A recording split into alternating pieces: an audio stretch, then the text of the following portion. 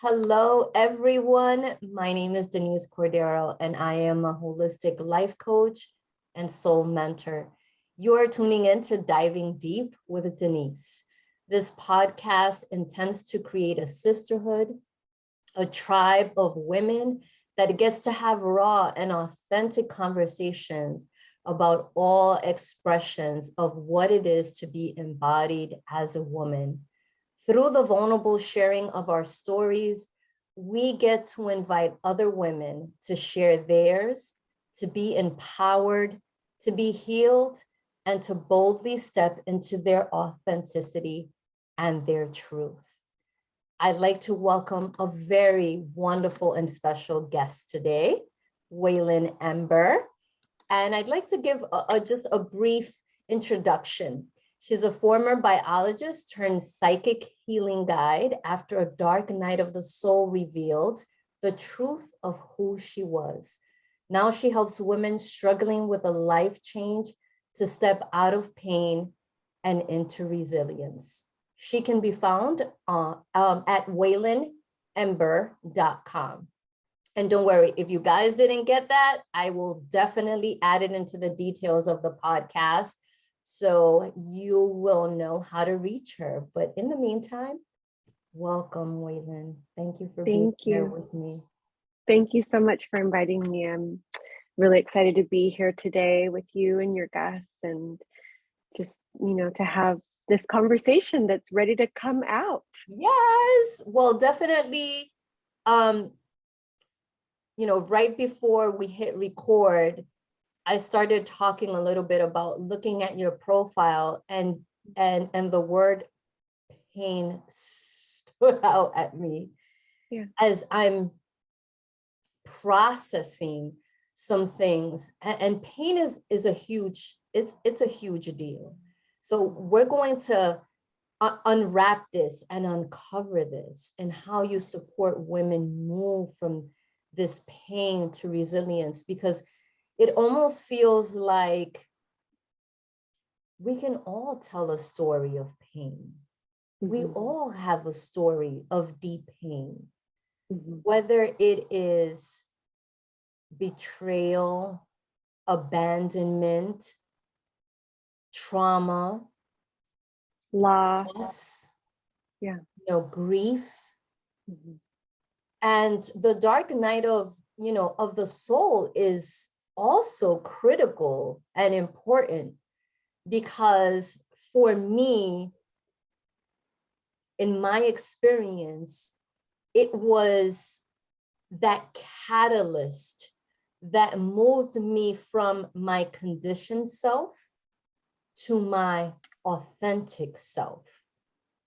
And we say the dark night of the soul, but it feels like nights that go on for days and weeks and months, and it comes and it goes, it ebbs and it flows, mm-hmm. as we step further and further and further into our power, into our authenticity.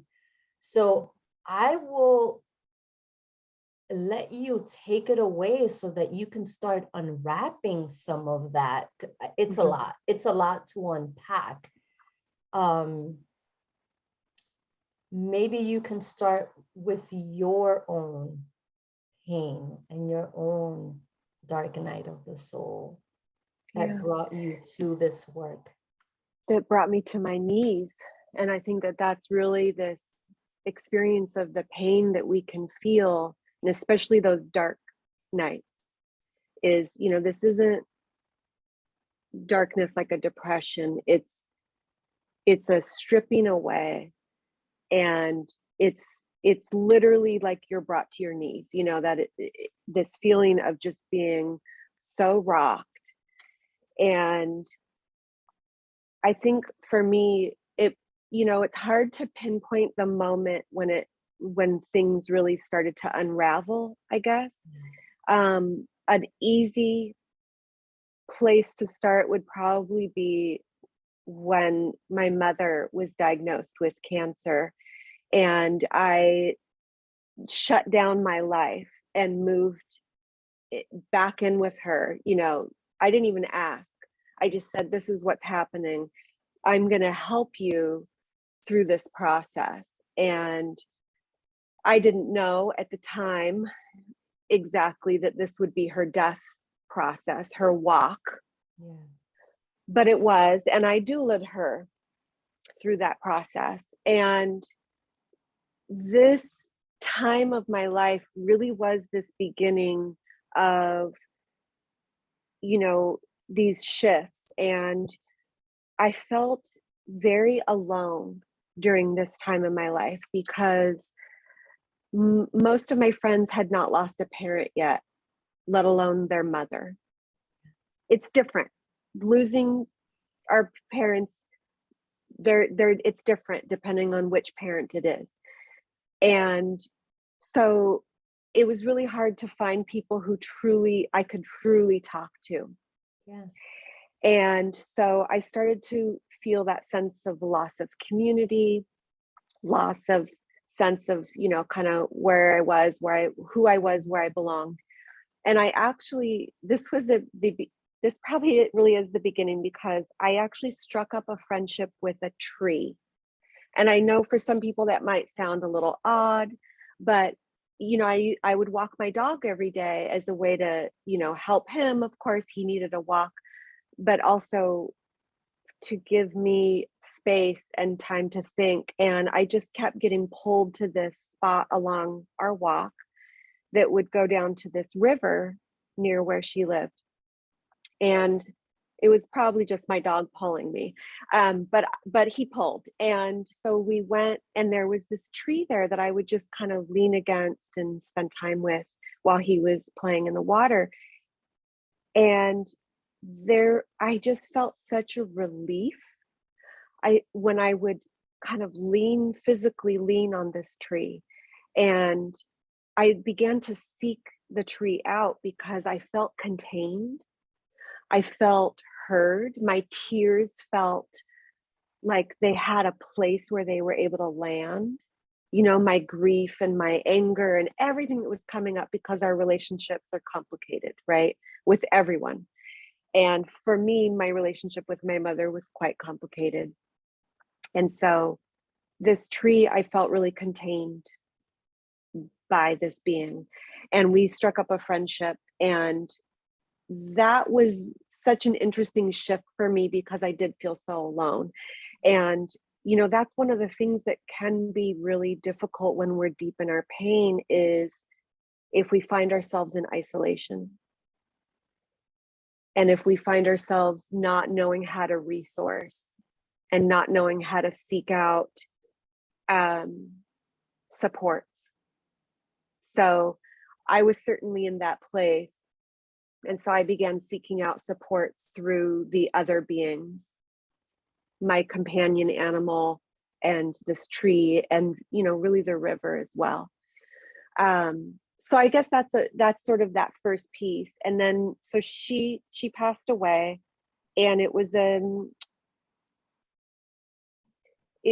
process that cracked me open and allowed for parts of my walls, my inner barriers or blocks to connection and to allowing love in. Those got cracked open in the last 2 weeks of her life. And I think that there was another unraveling that occurred because, you know, we operate out of these patterns that are based in beliefs, and that there were fissures in the rock, you know, light started to be able to come in. And I began to see how I was operating in different ways. And so I was able to kind of do some processing, but, you know, that work doesn't happen overnight. It happens, like you said, over time. And so I would say that, you know, we fast forward a little bit, and I did some solo travel through Europe. And that really cracked me open even further to seeing where my strengths were. Yeah. seeing how courageous I was being, traveling to several countries by myself, meeting new people, having these experiences, in some cases not understanding the language. And it really revealed to me parts of who I was that I think I had lost touch with, or that I didn't realize that I was this person. Yeah. And so then when I came home, I got into a relationship and we got engaged. And I went to grad school, and in the middle of that relationship and in the middle of grad school, I had a break with a community that I was deeply, deeply rooted in. And this community was centered around our shared life purposes. And, for me, it was why I got out of bed in the morning, was what we were doing, not the community itself, although certainly they were a big, huge part of who I was, how I defined myself in the world. And there was an overnight break with this community for reasons I didn't understand at the time. And then my relationship ended. Wow. And then I became very sick and found out that I had to have surgery to remove my uterus. Oh, wow. And all this occurred in just less than 2 years. All these changes that really just kind of yanked out from inside of me more of these ways that I was leaning on and saying, well, this is who I am, and this is how I show up in the world. All these roles, all these identities, all of this, who I was as a partner, gone. Who I was as a community member, gone. My passion ripped out. In some ways, my idea of how to be a woman, or who I was as a woman, right? Yeah. We do identify some of our body parts as, like it or not, Yes. this is what we get conditioned to feel and experience. And so part of my identity as a woman was surgically removed. Yeah. Right? And so all of these changes happened so quickly, and I just got to this place where I was really numb and really numbing, I should say. I was in a ton of pain because I no longer knew who I was. I no longer knew where I belonged. I no longer knew who my people were. And so I just numbed. And I numbed with alcohol, and I numbed with food, and I numbed with, meaningless interactions, Netflix, or just trying to fill the voids. And that is really the background of what then plunged me into this dark night. Yeah. And so something occurred that was just, should have been a small thing, should have been sort of, not impactful. I tweaked my back. This is what happened. I tweaked my back. And it brought me back to a moment in my childhood where I was not supported, was not shown, was not contained, was not shown appropriate parental response to an injury when I was a child. And it was like the last thing, and it just pulled me down. And I went into this place that I had never been before. It was not depression. I've had years and years of therapy and all these kinds of personal and professional development. And so I was able to kind of use some of these tools, right, that I've gathered to look around and say, what is this place? Where am I? Because this is a darkness I've never experienced. It wasn't, I'm sad. It was a wet, dark, narrow, claustrophobic, like cave or a well. Like I had fallen into a pit, and it was like I could hear the dripping of the cold, the water, and the cold on my skin, and just this feeling of there's no one that knows that I'm down here. I don't know how to get out. I have all these tools in my tool belt, and none of them are going to get me out of here. Yeah. And I truly was just at a loss. And that pain is so, it cuts you to your core. It does, yeah. And I think what I started to untangle in that darkness was like some of the illusions. And those illusions, I'm not a real scholar of like Eastern philosophies and things, but I think that it's the, when they talk about the illusion and how that is the root of all pain, the root of all suffering, I started to actually see it. And not that that was the thing that helped me get out necessarily, but it helped me to start to frame what in the hell is going on here, and how do I escape? Yeah. And I just knew that I had to do something that was going to be different, and that was actually going to take me further in a sense. I knew I needed to go down, down, down, down, down. Not like, yes, I wanted out of the pit. I wanted out of that cold, dark place. But I knew that it was like, this isn't going to be fixed with, wine on the weekends with my girlfriends. It's not going to be fixed with just, the normal coping mechanisms, some of which were incredibly healthy that I had at the time.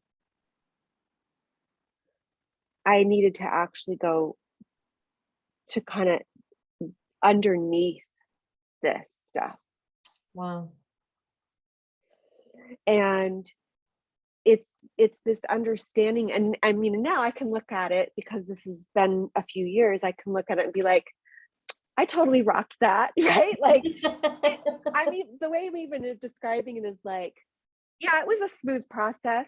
No, it was, I mean, I couldn't walk. Like, this back pain was like, somebody that I know recently said, pain is pay attention inward now.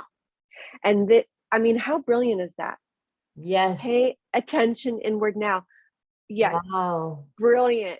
And I wish I could claim that. It's not mine. And it really, that's what that back pain was doing. Yes. The back pain was triggering me into this place where it was like, it's time to go in and really explore this break with your community, really explore this break with your concept of being a woman, really explore the breakup of your engagement. Yeah. Really explore and even underneath that, what does it mean to belong? And it was like all the concepts, all the beliefs, all the patterns. It took some time, but I started to just rip away at the illusions. What a tremendous insight. What a tremendous insight to have. Because I'm thinking that usually pain, darkness, that kind of chaos, it's like our brains tell us to go in the different direction. Like, I want out. Right. I want to run in Right. the other direction. I don't want to go deeper. So Right. But I had been doing both. I had been running in the other direction my whole life, right? And using these coping mechanisms, some which were healthy, going on long walks, journaling, analyzing my dreams, seeing a therapist. All these things are healthy, right? yes. So I had all these good coping mechanisms, and it wasn't enough. It was like, it got me to a wonderful place where I was a fairly high functioning adult. But I think that that's the thing, that this pain and this break from almost like reality brought me, was those are all beautiful things. And at some point this is the moment on your path that you actually have to go in.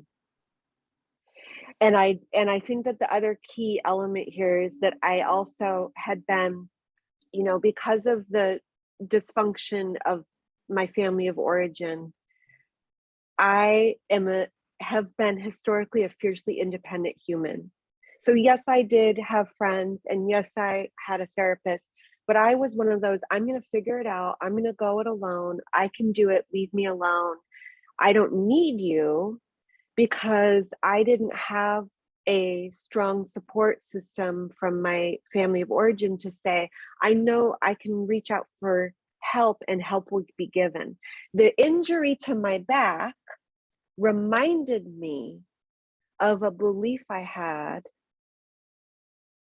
that when I need help, help will not come, right? And that was a belief, right? And so it was like I had to go even beyond the thing that shoved me into this dark night.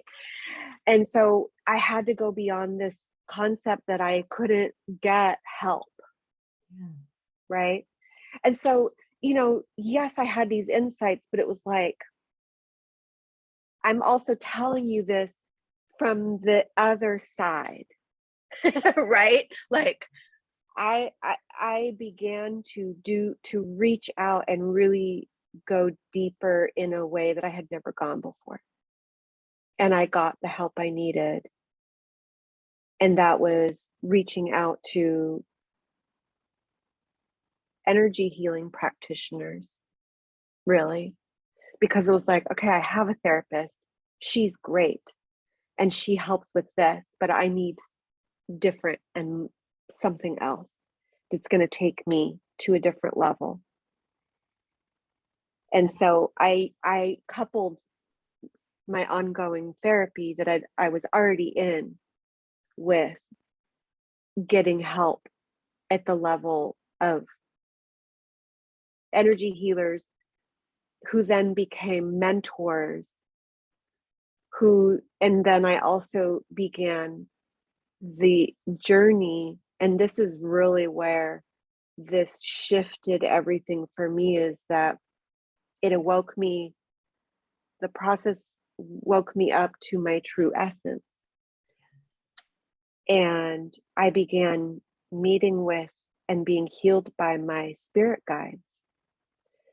And that is where more of the illusions, and this is an ongoing process. I still do this work, of course. I'm human, right? But now I have a known path. I have a discipline. I have a way.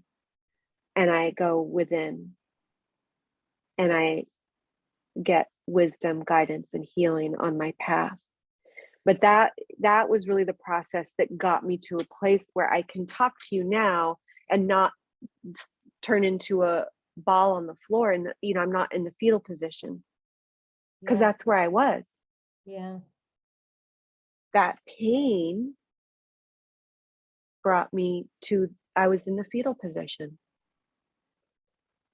and so present to the grief of everything that had happened that had led to that. Not just the death of my mother, not just the breakup, not just the loss of my community, which was so much of my identity, but really my whole life. everything, all the losses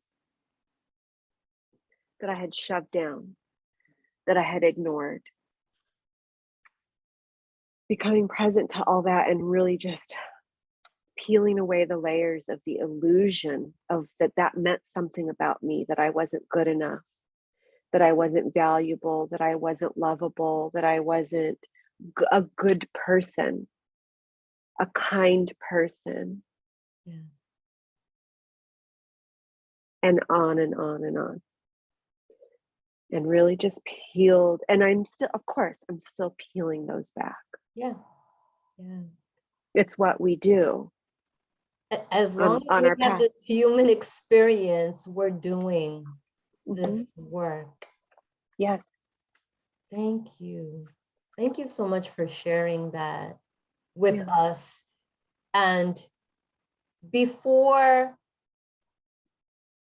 I sort of usher you into from the wounded to the wounded healer, I just want to mention some different nuggets that I was able to draw from your journey, from your story, that are worth talking about. And one of them was how you talked about how you made, you had this companionship with a tree. Yeah. And the companionship with the waters and the companionship. And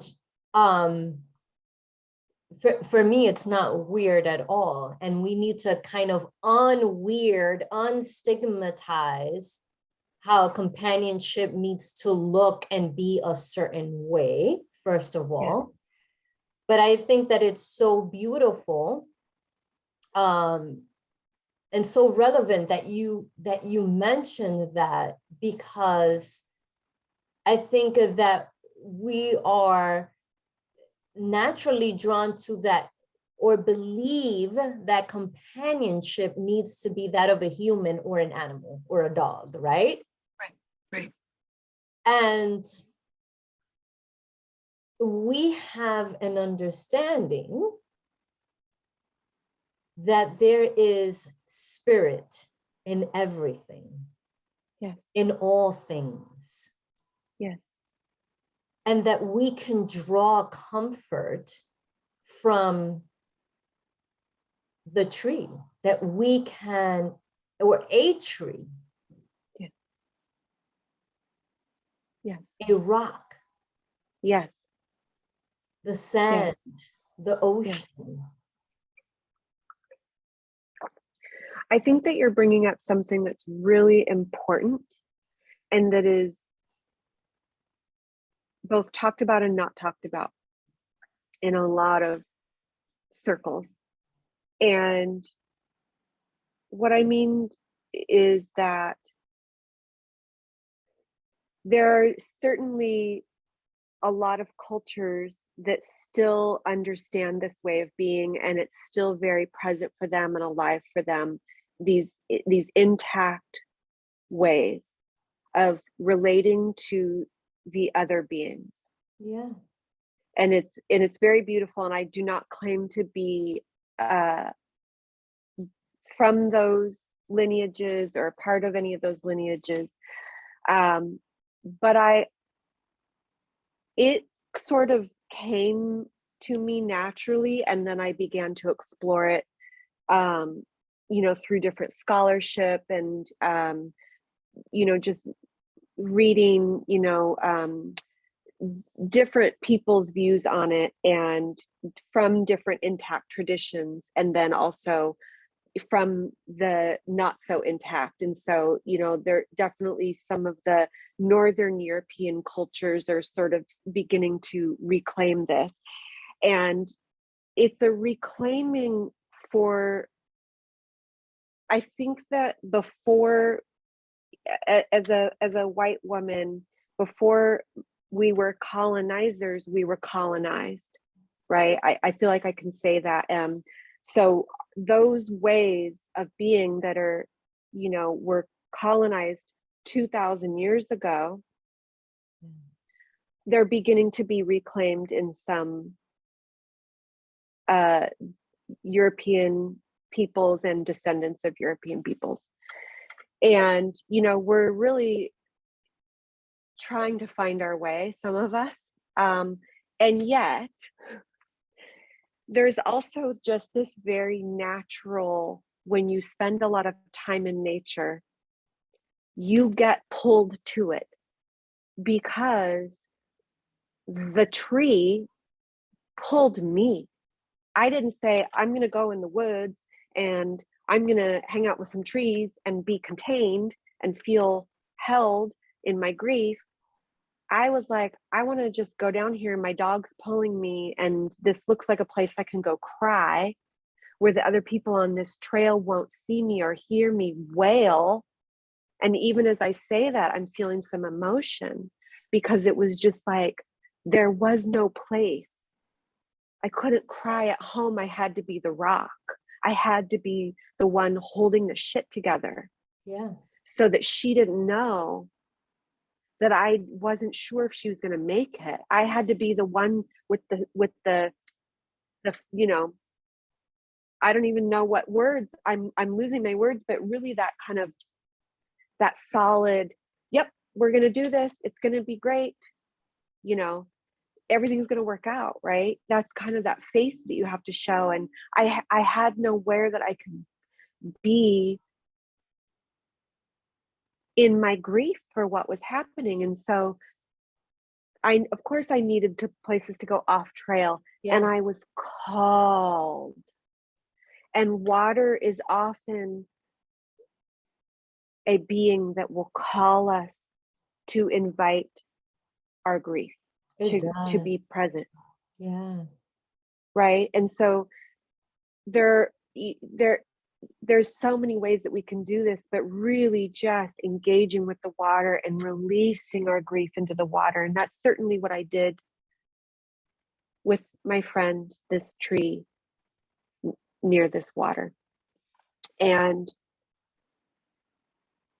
that was not the last other than human relationships that I engaged in, but it was certainly the real beginning to where I thought, there's something that feels so natural and comforting and normal here. This feels, I don't even know how to explain it, but it just feels so good, right? Like that's such a non-word at this point. Like it felt good. You know, felt great. It was awesome. But I mean, it's a feeling of being contained in a way that our human relationships can't. Yes. Yes. Because it's complete, it's soft, it's without reservation, it's unconditional. That's the word. It's unconditional. The other than human beings, when we engage in relationship, it feels like love unconditional. Yeah. And so there are other trees that I have made friends with that I'm a frequent visitor, both in this human realm where I could go and physically touch them with my hands and my heart. And I also will go to them in the spirit realms and engage with them very deeply in the spirit realms. You know, some local, and then there's actually a very special tree that I visit in France when I go to France. And I visit this tree in the spirit realms too. And I think that that's the beautiful thing about these relationships is if we have a practice of going within and journeying, we can engage with our other than human friends and loved ones, no matter where we are. Absolutely. And it might be the mountains or the sky or the waters or the trees. Yeah. And it's beautiful. It is beautiful. So thank you for talking about that. I think it, Yeah. yeah, it became so important to know that we have access Yeah. to those partners, to those companions. Yeah. The other thing that the other like golden nugget that I was able to take from this is several times you repeated illusion, illusion. And as we talk about these intact peoples and cultures, just to put it into different context, right?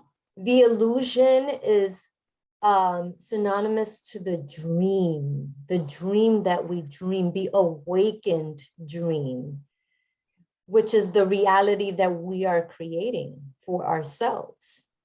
Yeah. Yes.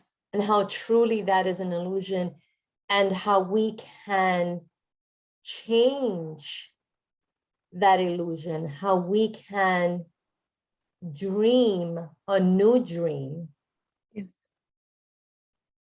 by going inward. Yes. Yeah. And I think that that takes us into this understanding, this inside out understanding and wisdom of how we are powerful creators Yes. in what we're Very powerful. presencing and what we're experiencing as a reality. Both the good and the bad, Yeah. right?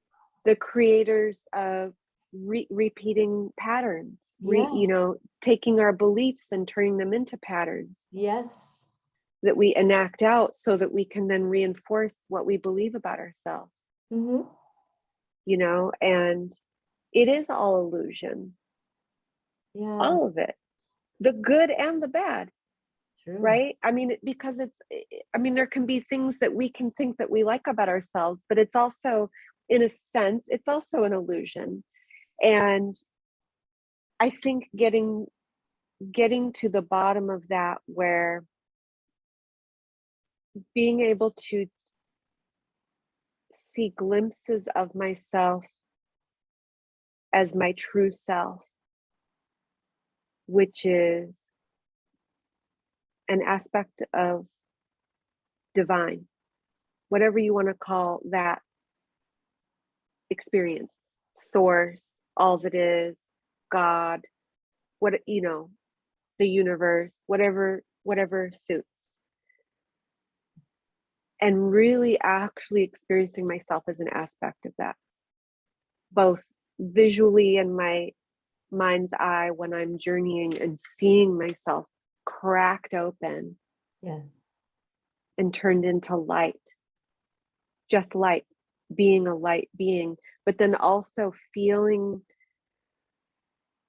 the illusions that I carry in my day-to-day, feeling them fall away, and walking in the world, in the 3D world, walking to the grocery store, walking to the library, walking to my car and feeling an illusion, which is a belief, right? Yes. Oh, this is happening because of this, and seeing that fall away. Yeah. And just walking as a person, just allowing the love to be channeled in, to come through me, to be a channel of that source energy, that divine light, God energy is love. And it's not the romantic kind, it is just this pure love. And just, that's, I think, having these moments, almost like little, like, oh my gosh, it just happened. You just feel yourself looking at someone else maybe in pain, and you just crack. Yeah. And you're like, I'm not feeling anything about this person other than love and compassion for where they are in their life. Maybe they just cut me off on the road, and instead of going into my story about who they are and who I am, as it's, oh gosh, just love. It's not even a story about how can I reframe this. It really is just send them love and light. Yeah. And that's all there is, you know?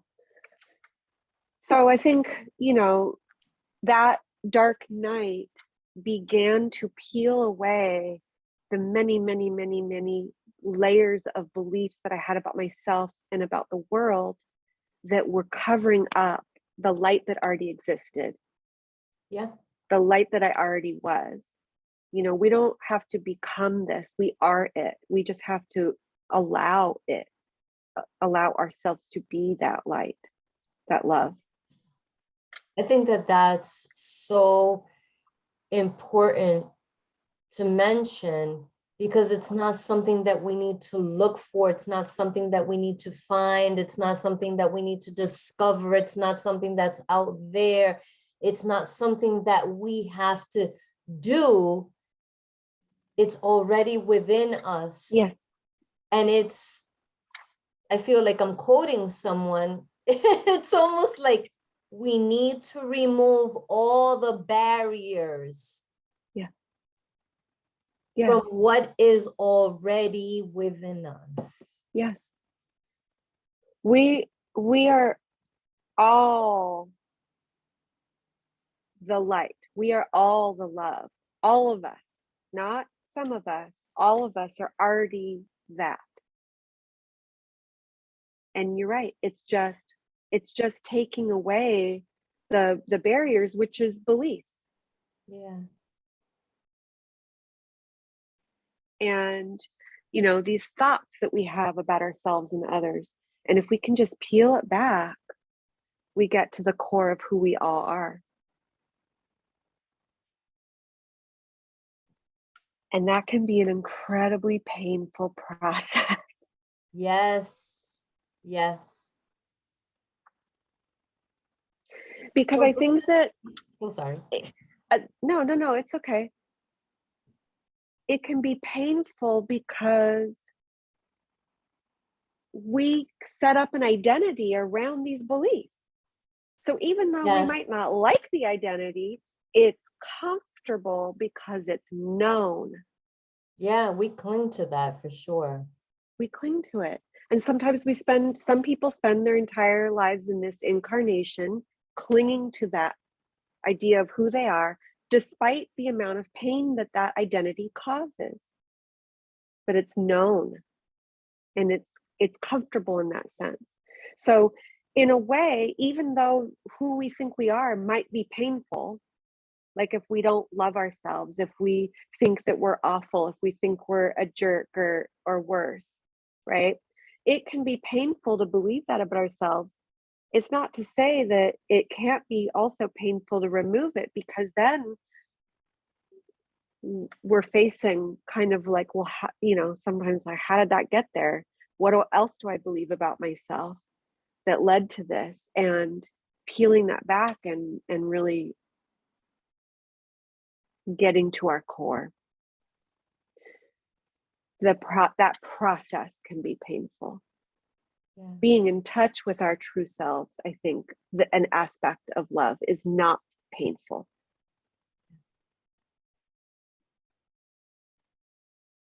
It's beautiful. I wanted to kind of fast forward you to present. Mm-hmm. And obviously you've turned your pain into your purpose. Yeah. How was that calling for you?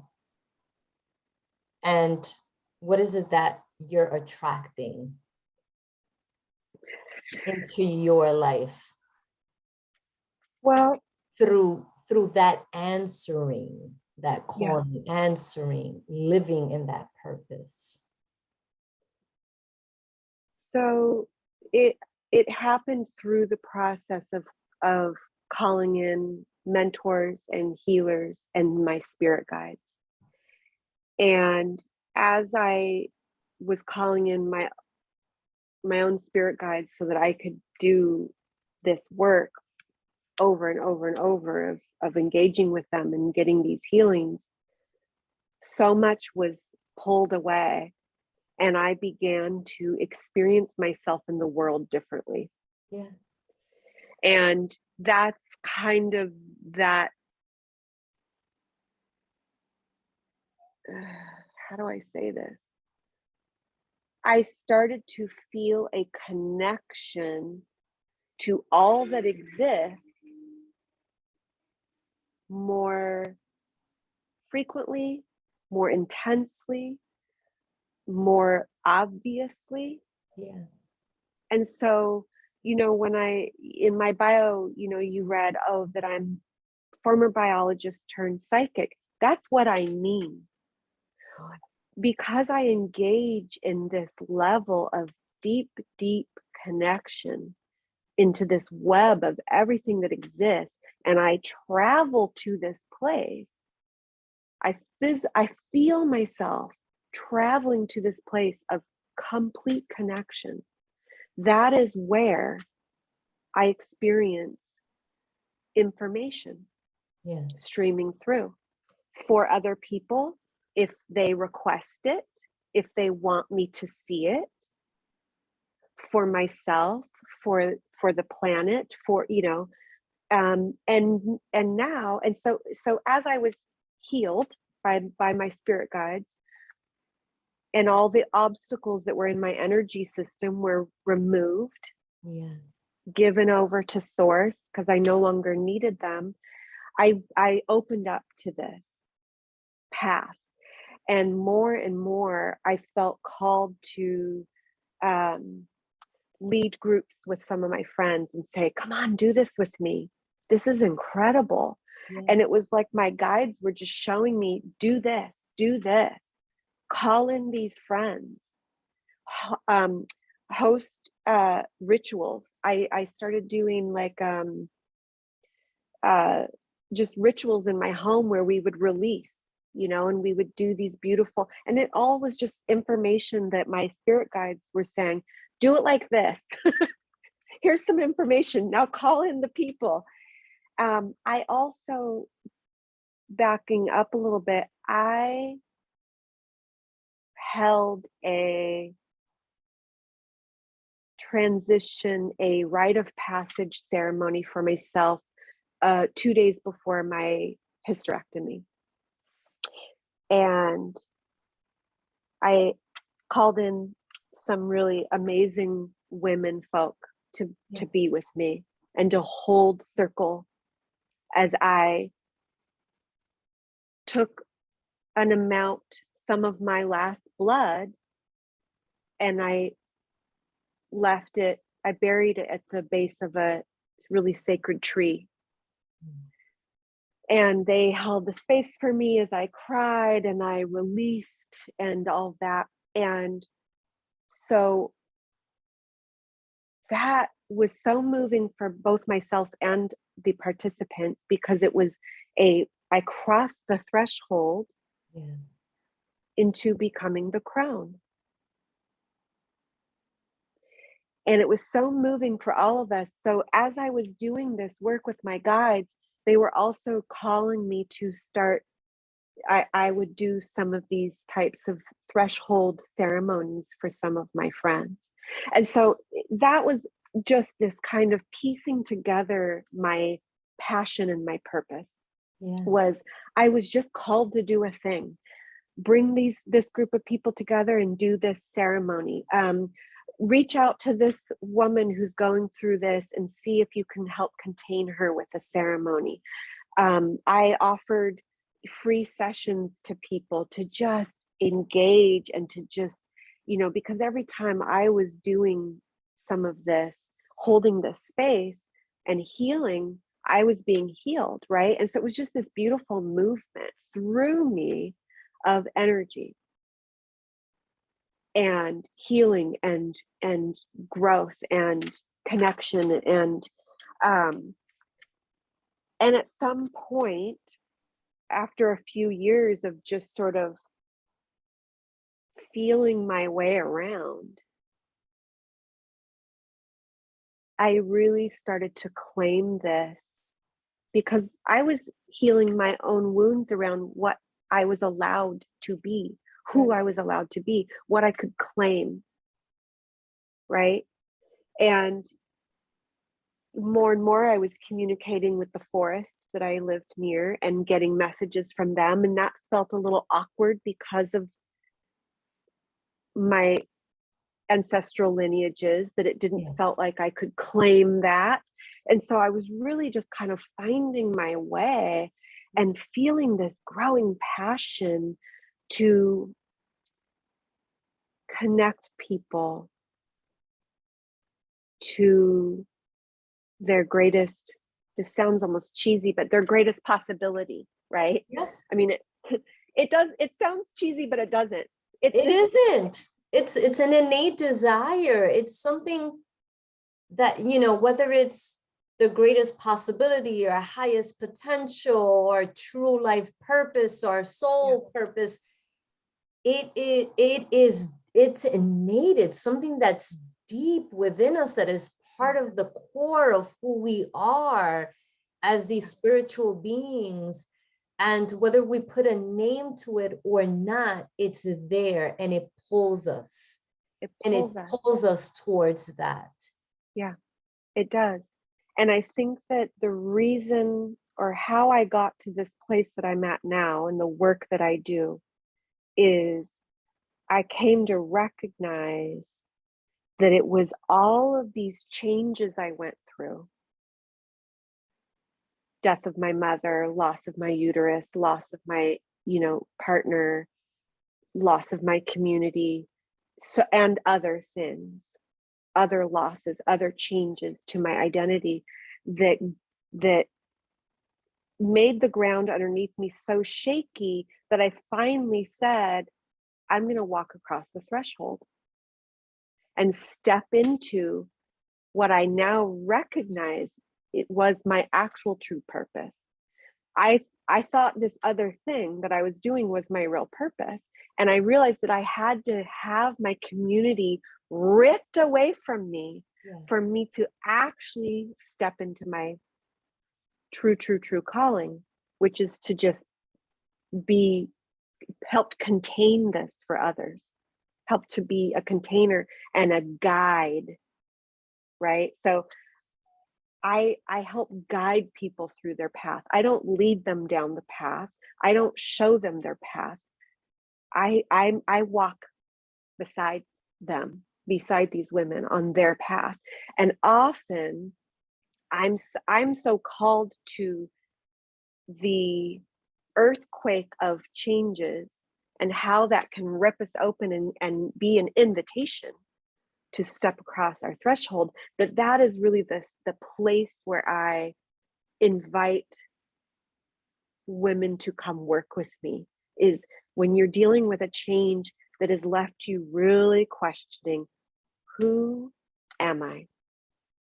Yes, that's a good one. And it comes.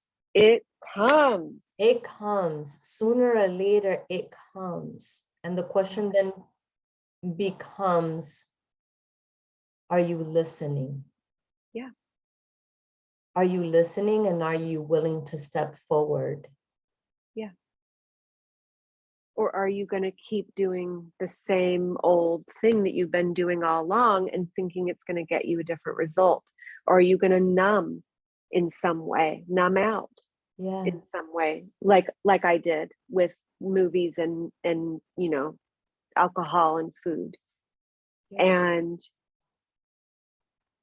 it's a calling. You're being called to your path, these changes. And a lot of times we had to have the role stripped away. So, because that was part of the illusion that we were carrying, that I am this, right? I am these identities that I've placed on myself, right? Instead of I am this deeper experience of love. So that is really how I got called to doing the work of really focusing on women going through big life changes that are rocking their worlds and helping them experience a resilience that is not surface level, that is very deep and is multi-layered and has many aspects to it, and helps them connect in these ways that I understood that I had to connect to, and by doing that then was gifted with the experience of knowing that I am love, right? Opening up to my true essence that is shared by all.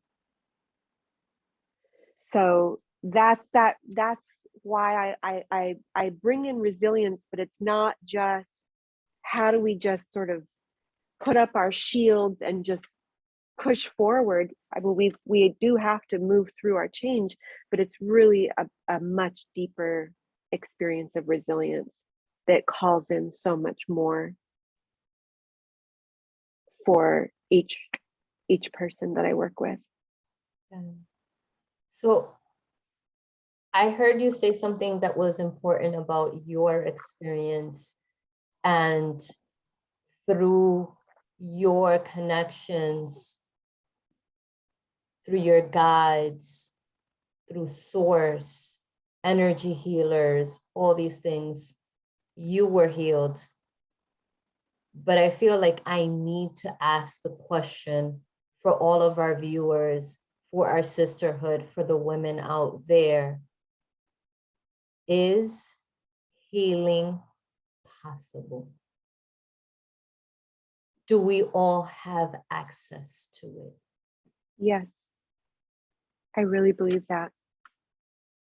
I really believe we all have access to healing, and it doesn't have to be mediated by another. We don't have to go to someone and them do it to us. Yeah. We can open ourselves up to our own healing journey. Yeah. But yes, healing is possible. Thank you. I think we all need to hear that. Yeah. We all need to hear that healing is possible. Because when we are in that dark night of our soul, when we are in those dark places, there's a hopelessness that sinks in. Not only that, but let's face it, no, I think that there's many women out there that can tell a story of not just painful patterns, but lifelong pain and suffering. Yeah. And there's almost, you could see the sullen in their face, and this almost resignation to that. This is my life. This is it for me. Like I'm not worthy of happiness. I'm not worthy of having that fulfillment. I'm not worthy of experiencing joy. Yeah. And everything about their life becomes their pain and that burden that they're holding on to. Yeah. So thank you for putting it out there and putting it into the ethers. Everybody needs to hear that healing is possible. Yes. And everyone has access to it. I truly believe that. And I think it is safe to say that I could, in the past, have counted myself among the numbers of women who felt like I wasn't worthy, I wasn't good enough, I couldn't have what I saw other women having, or really started when I was a young girl. So other girls, like, a family that was warm and welcoming. There's so many things that we pick up, and I definitely held those beliefs, and that life was just pain. Yeah. And I did start to work on that, to seek out the healing a long time ago. And I started that with therapy, with talk therapy, and it held tremendous. I gained so much from talk therapy. I also know at this point in my personal journey, both personally and professionally, that some of what we carry, these wounds that of unworthiness, for instance, are not always from this lifetime. And so when I work with clients, I am sometimes brought back to an experience of a past life for them. Yeah. And I help usher in a healing experience around that past life. And the past life is resonating, the pain, the injury, the traumas of that past life may be resonating in this life. If it wasn't resolved, it's resonating in this life. And so they might be carrying this wound for multiple lifetimes, right? And on top of that, then there's also picked up in this lifetime or experienced in this lifetime. I'm trained as a shamanic practitioner, power loss and soul loss as a result of trauma, toxicity, addiction, et cetera, et cetera. Yeah. And that pain and those soul losses and power losses may occur early in childhood, especially like for me, that's where a lot of that occurred. So I went my whole life having had these losses that were able to be reclaimed. Yeah. And of course I'm still doing that work, right? Yes. That is my journey, is I'm still doing the work for myself. And so there may be women out there who say, but I've felt this way my whole life, or I've never been the same since this thing that happened when I was 3 years old. Mm. Mm. And it just feels like you know, but I've been in therapy and it's helping me in these tremendous ways, and there's still something, right? And I feel like there are modalities, there are people, practitioners, who can help you get down to that deep level of loss that occurred in another life, or that occurred as like an actual break of power loss and soul loss. Yeah. And so I want them to know that healing is possible. Yes. Even if you've felt this way your entire life and it's inexplicable. Yeah. Thank you. Yeah. Is there anything else that you like to leave to our audience that we didn't cover? That's a great question.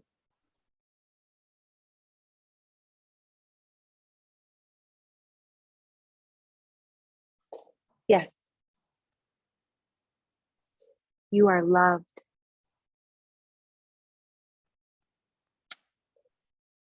There is something, source, all that is, the divine, God, what have you, whatever you want to say, that is present in all things, in all experiences, and loves you. And if you find yourself in a really dark place, in a if you are currently on your knees because something has just so completely devastated you, Yeah. there is love all around you. It's present and is not just available for you, is with you now and always. That's so beautiful. Thank you. Mm-hmm. I felt that myself. Thank you. I needed to hear that. Yeah, we all need to hear it. I need to hear it. Thank you. Yeah. Thank you for being here with me. Thank you for the amazing story, journey, conversation, wisdom. Thank you for your questions. And for your love. Yeah. And the pleasure. knowledge, the knowing that that love is within, is with us. Is with us. Is with us. Yeah.